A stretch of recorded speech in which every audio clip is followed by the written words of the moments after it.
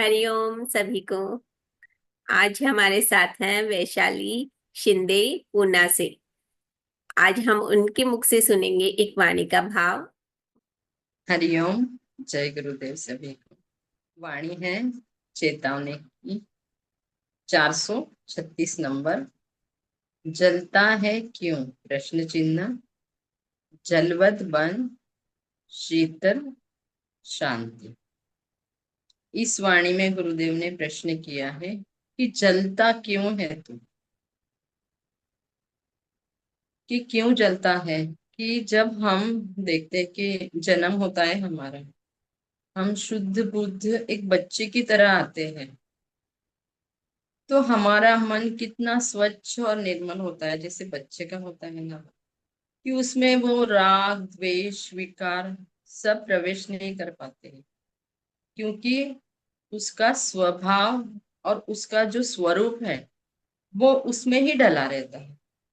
वो इस संसार के विकार उसके भीतर जाते नहीं है, क्योंकि वहां वो शुद्ध बुद्ध होता है। और जैसे जैसे बड़े होते जाते हैं वैसे वैसे हम अपने आप को कुछ समझदार समझने लगते हैं, तभी है हमारे भीतर ये विकार प्रवेश करने। तो फिर यहाँ गुरुदेव प्रश्न कर रहे हैं कि जलता है क्यों, कि क्यों जलता है, तू अपना स्वरूप क्यों भूल गया। कि जब तू यहाँ आया था तो कितना स्वच्छ निर्मल शुद्ध था, जल की तरह शांत था, तो फिर उस स्वरूप को क्यों भूल गया है। कि जैसे हम स्थूल में भी देखते हैं कि हमारे शरीर में 60 से 70% पानी होता है, तो हमारा शरीर कितना शांत रहता है, शीतल रहता है। और जैसे उस पानी की कमी हो जाती है तो नेचुरली हमारा शरीर वो पूर्ति करता है कि पानी मांगता है और हम पीते हैं। तो यहाँ सूक्ष्म का भाव यही है कि अगर हम जलने लगे तो हम उस अपने स्वभाव को याद करें कि नहीं। और जब सत्संग मिला है, गुरु की शरण मिली है, संत की शरण मिली है, तो हम उनके स्वरूप को भी देखें कि उनका स्वरूप हमसे अलग नहीं है, कि वो कितने शीतल और शांत निर्मल है। तो हम भी वैसे ही है और हमें वैसे ही रहना है, चाहे हमें संसार में रहना है तभी भी। कि कहते हैं ना कि एक समुद्र होता है, उसमें कोई अंगार डाले तो वो वहां बुझ जाता। वैसा ही वो बच्चा होता है कि वो इतना शीतल होता है कि हम उसको डांट भी दे गुस्से से कि तू यहाँ मत आ, लेकिन वो वापिस थोड़ी देर के बाद हमारी गोद में आकर बैठ जाता है और हंसता है। तो क्या है, वो हमारा गुस्सा है वो एक सेकंड में शांत हो जाता है और हम उसको गले लगा लेते। तो वैसा ही है कि ये गुरुदेव के भी जीवन में ये काम क्रोध द्वेष सब आए थे, लेकिन उन्होंने किसी को भीतर जाने नहीं दिया। उन्होंने उनका नमस्कार किया, कहा भाई तेरी जरूरत नहीं है मुझे। और हम देखते हैं ना कि किसी का हम आदर करते हैं, निरादर करते हैं तो वो हमारे ऊपर हावी हो जाता है। लेकिन हम आदर करते तो हम हमारे गुरु से उनके जीवन में उन्होंने जो अपनाया है, वो जो रोज हम सुन रहे हैं वो धीरे धीरे आचरण में लाने लगेंगे। कि कोई आया है गुस्सा लेकर हमारे सामने तो हम कहें कि ना, मेरे गुरु ने मुझे शांत और शीतल बनाया, तो फिर उस अंगारे को मैं क्यों हूं, उसकी जो प्रकृति की कृति है उसको मैं क्यों बिगाड़ूं, उसे हक है नहीं। तो वहां हम उसको लेंगे नहीं।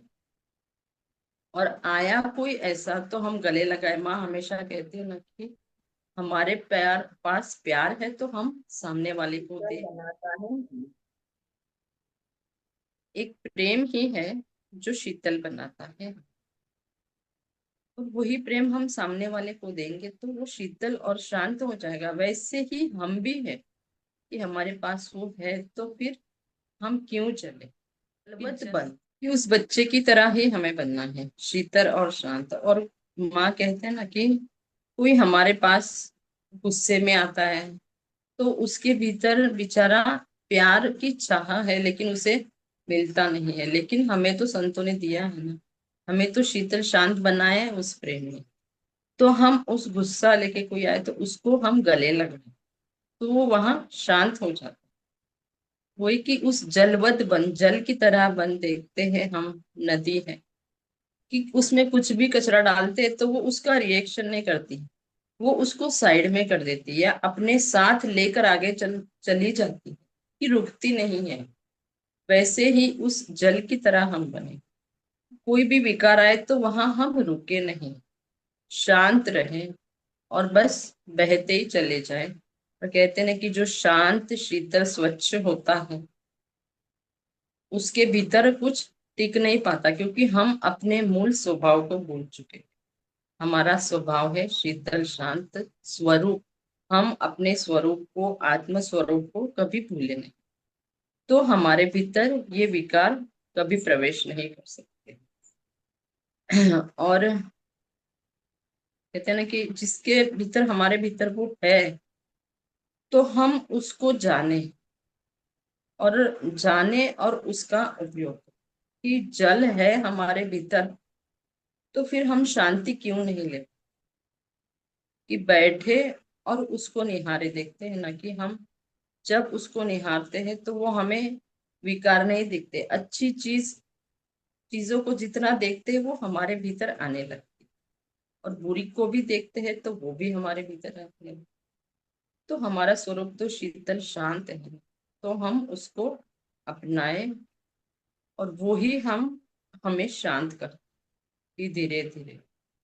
कि यहाँ वाणी में पूछ रहे हैं कि जलता क्यों है, तू जल मत, कि जो विकार है वो आएंगे तो आने दे उसको, लेकिन तेरा स्वरूप है जल की तरह शांत और शीतल, और जो शांत और शीतल होता है वो ही अपने आप को देख पाते हैं कि मेरा स्वरूप वो ही है, शीतल और शांत उस जल की तरह, जो हमें गुरुदेव ने चुना है। तो हम कुछ बनने के काबिल है, शीतल और शांत है वो, हमें हमारा स्वरूप दिखाते, तो हम उसको देखें और वैसे ही हम बने, कि शीतल और शांत उस जल की तरह, कि वहां कोई विकार रूपी अंगारा आके हमें डिस्टर्ब ना करे, कि आए भी तो वो बुझ जाए, जैसे समुद्र में डालते हैं ना कोई अंगारा, तो वो इतना विशाल है कि वो छोटा सा अंगारा उसका कुछ बिगाड़ नहीं सकता, वो वहां जाकर उसमें बुझ जाता है, वो समा लेता है, उस उतनी क्षमता उसमें है, उतनी क्षमता हमारे भीतर भी है। गुरुदेव कह रहे हैं कि तू जलवत है तो शांति ले, बस उसको भूलना मत, कि जलना नहीं है, मिलना है तुझसे उस जल को, मतलब उस नदी को, उस समुद्र में जाकर ही शांति मिलती। वैसे ही है कि हमें भी शांति मिलेगी कब, जब हम उस समुद्र को, उस गुरु को, जिसके लिए हम यहाँ आए हैं उसको पाने के लिए, तो उसमें मिल जाएंगे, जैसे नदी मिल जाती है तब उस वहां वो जाकर मिलकर उसे शांति मिलती है। वैसे ही हमें भी शांति मिलेगी जब हम बहकर बहते चले जाए, अपने स्वरूप को ना भूले, जो जल है, और कहा कि जलवद बन, तो वैसे ही हमें बनना है। हरिओम। हरिया। जय बहुत अच्छा, बहुत सुंदर भाव सुनने को मिला हमें, कि जलता क्यों है, जलवत बन, शीतल शांति। जैसे कहा ना कि समुद्र में कोई अंगारा फेंका तो वो अंगारा ही शांत हो जाता है। तो उसी तरह हमें बनना है, हमारा स्वभाव की वैसे ही हमें बनना है, छोटे भाव नहीं रखने हैं। तो जब बड़े भाव हमारे अंदर आएंगे, बड़े विचार हम रखेंगे, तो हम देखते हैं कि छोटी छोटी बातों से हमें जलन नहीं होगी, हमें वो जलना खत्म ही हो जाएगा। इसी तरह से कहा कि जल का स्वभाव क्या, बहते रहना।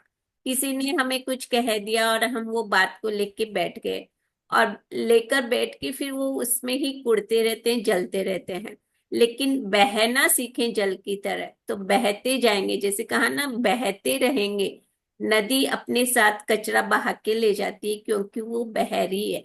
वैसे ही कहा कि हम भी जल की तरह बहते रहे, मतलब रुके नहीं। ठीक है, किसी ने बोल दिया इट्स ओके, उसको ना समझी है अभी तक बराबर से, वो समझ नहीं है इसलिए बोल दिया होगा।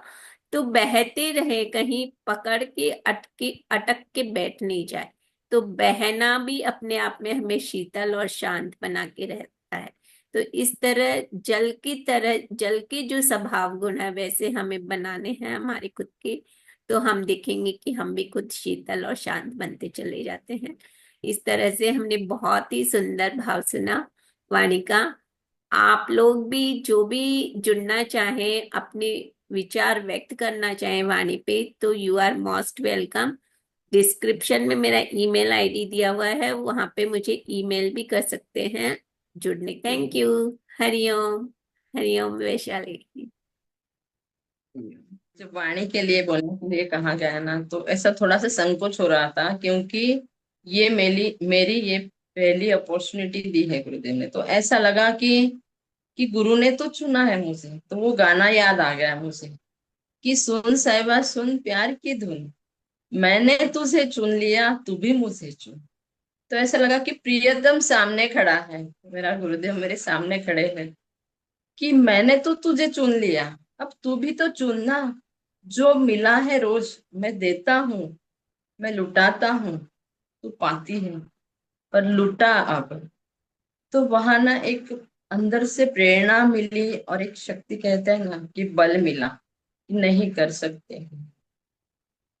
तो फिर एकदम निश्चिंत हो गई, और मतलब हल्का लगा, इजी लगा है सामने की, सामने ही मेरा गुरु बैठा है, बस मैं उसको सुना रही हूँ। और मेरे प्रियतम से मतलब जब हम बात कर रहे थे तो वहां शर्म थोड़ी है आती है, हमें एकदम फ्री होके बैठ सकते हैं हम। बस ऐसा ही लगा, बिल्कुल भी मतलब कुछ ऐसा संकोच नहीं कि मैं पहली बार कर रही हूँ, कुछ कुछ भी नहीं, कि हम रोज जिससे मिलते हैं उससे कैसा पर्दा करने, कि आया है तो बोलो सामने, कि बैठा हूं ना मैं सुन। तो बहुत अच्छा लगा।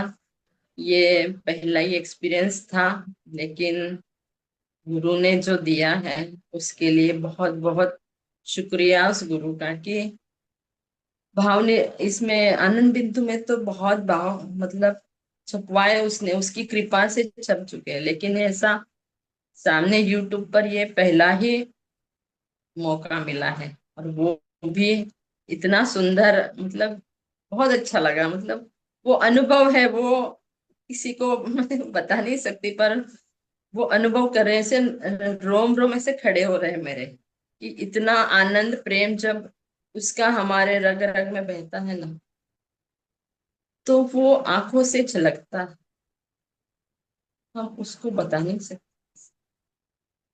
हरी। सही है वैशाली की।